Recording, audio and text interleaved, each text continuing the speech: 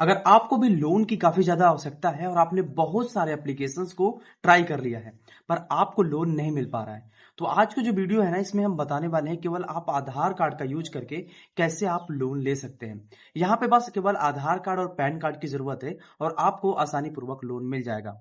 अब यहाँ पे बहुत सारे ऐसे एप्लीकेशन भी है जो कि आपके डॉक्यूमेंट्स लेने के बाद मिसयूज़ भी करते हैं। तो यहाँ पे जितने भी एप्लीकेशन हम बताएँगे सभी एनबीएफसी अप्रूव्ड होंगे और सभी लीगल एप्लीकेशन होंगे और उससे आप आसानी से लोन भी ले पाएंगे।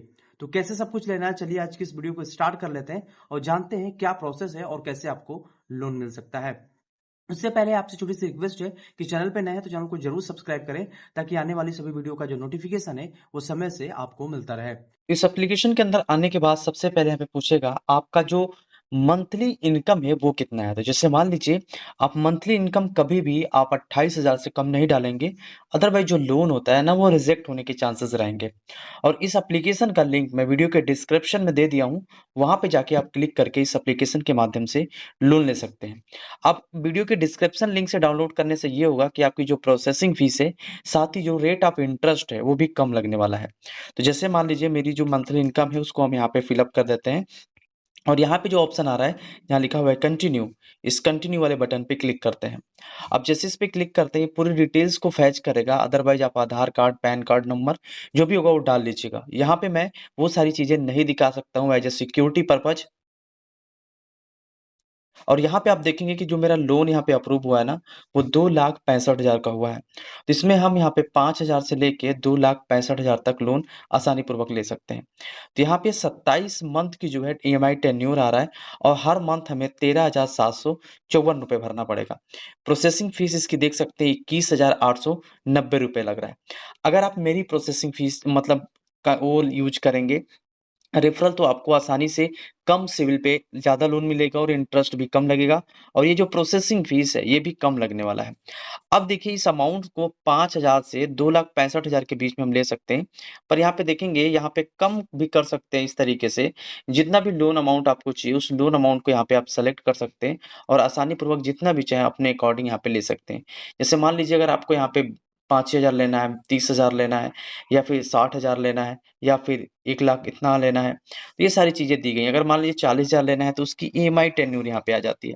आप कौन-सा सेलेक्ट करना चाहते हो वो आपके ऊपर डिपेंड करता है कि आप 4 महीने में भरेंगे या फिर 8 महीने में भरेंगे या फिर 6 महीने में भरेंगे, 7 महीने में भरेंगे, तो वो सारी डिटेल्स इसके अंदर मेंशन की गई है। तो जैसे मान लीजिए अगर हम यहाँ पे पूरा लेना चाहेंगे या फिर कह लीजिए कि हम 1,45,000 ही लेना चाहें, तो लेने के बाद आपको कितने मंथ के लिए आप सेलेक्ट कर रहे हैं, वो यहाँ पे ऑप्शन आता है। तो इस कदर से जैसे मान लीजिए हम यहाँ पे 21 मंथ का या 18 मंथ का या 14 मंथ का जो भी हम उसको इस तरीके से सेलेक्ट करेंगे और सेलेक्ट करने के बाद प्रोसेसिंग फीस यहाँ पे देखेंगे कितना माइनस हो रहा है। तो यहाँ पे हम कन्फर्म एंड प्रोसीड का जो ऑप्शन आ रहा है ना, इस पे हम करते हैं क्लिक। अब जैसे इस पे क्लिक करेंगे ये आगे का प्रोसेस क्या करेगा कि स्टार्ट कर देगा। अब यहाँ पे आने के बाद आपकी यहाँ पे जो भी डिटेल्स आपने पहले से भरी होगी वो कन्फर्मेशन के लिए आती है।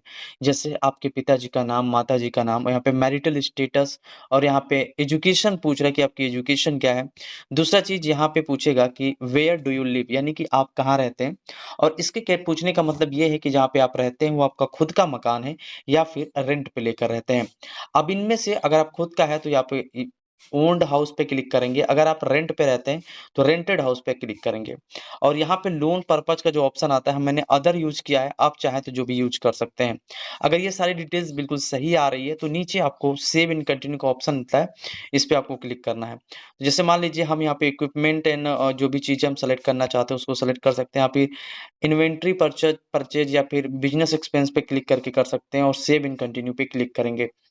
अब जैसे इस पे क्लिक करेंगे, यहाँ पे आ जाएगा कि आप बिज़नेस क्या है, तो मैंने सोशल इन्फ्लुएंसर डाला है क्योंकि मेरी यही जो बिज़नेस है और यहाँ पे रेजिडेंस एड्रेस और यहाँ पे पिन कोड और यहाँ पे एनुअल जो है ना, एनुअल फाइनेंशियल ईयर यहाँ पे क्लिक करेंगे, तो यहाँ पे एनुअली आपकी सेल कितनी होती है। अगर जैसे मान लीजिए आप बिज़नेस एक्सपेंस सेलेक्ट किए, तो आप सालाना सेल कितने का करते हैं यहाँ पे ऑप्शन आता है। तो जैसे जो भी सालाना सेल है, उस सालाना सेल को यहाँ पे आप डाल सकते हैं। आप हो सकता है कुछ और डालें हों। और यहाँ पे एक चीज़ और पूछता है जहाँ पे ये लिखा हुआ है कि रजिस्ट्रेशन टाइप सेल्फ पार्टनरशिप वाला, इस पे जैसे मान लीजिए कि कोई भी इंडिविजुअल है, सिंगल है, कोई भी है, यहाँ पे सेलेक्ट करेंगे। नेचर ऑफ बिज़नेस किस प्रकार का आपका है, क्योंकि मैंने सेल्फ एम्प्लॉयड का चुनाव किया था, आप सैलरीड में सैलरीड का चुनाव कर सकते हैं, सेल्फ एम्प्लॉयड का चुनाव कर सकते हैं, उसी के अकॉर्डिंग आपको यहाँ पे डिटेल्स भरनी रहती है। तो यहाँ पे जैसे मान लीजिए मैन्युफैक्चरिंग है तो मैन्युफैक्चरिंग क्लिक करते हैं, इंडस्ट्री पे क्लिक करते हैं और किस प्रकार की इंडस्ट्री है वो यहाँ पे आ जाएगा। आईटी है, डिफेंस इक्विपमेंट है या फिर मेडिकल है, ऑटोमोटिव्स है, ज्वेलरी, फूड, टेक्सटाइल का या फिर एग्रीकल्चर प्रोडक्ट, इलेक्ट्रॉनिक, जो भी चीज़ है उसको आप सेलेक्ट करिएगा। करने के बाद यहाँ पे नीचे कंटिन्यू का ऑप्शन आएगा, कंटिन्यू पे क्लिक कर देना है। अब जैसे यहाँ पे कंटिन्यू पे क्लिक करेंगे, अब यहाँ पे 2 ऑप्शंस आपको देखने को मिलते हैं। पहला मिलता है डिजिलॉकर का और दूसरा मिलता है पेपरलेस केवाईसी का। आप डिजिलॉकर के थ्रू भी कर सकते हैं, पेपरलेस केवाईसी के थ्रू भी कर सकते हैं। दोनों केस में आपको आधार कार्ड का नंबर देना होगा और आधार कार्ड से जुड़ा जो भी मोबाइल नंबर होगा, उस मोबाइल नंबर पे ओटीपी जाएगा, उस ओटीपी को यहाँ पे वेरीफाई करना होगा और जैसे ही ओटीपी वेरीफाई कर लेंगे, आपकी जो केवाईसी होगी, वो कंप्लीट हो जाएगी और जैसे ये कंप्लीट हो जाता है, बस 2 स्टेप्स कंप्लीट करने होते हैं। पहला स्टेप्स ये होता है कि आपको ई-मैंडेट करना है। ई-मैंडेट करने के लिए आप अपना एटीएम कार्ड भी यूज़ कर सकते हैं, जिस अकाउंट के अंदर पैसा ले रहे हैं। दूसरा चीज़ आप आधार का भी यूज़ कर सकते हैं। तो जिस भी अकाउंट के अंदर आप इस पैसे को ट्रांसफ़र करेंगे, उसी का आप ई-मैंडेट सेट कर लीजिएगा।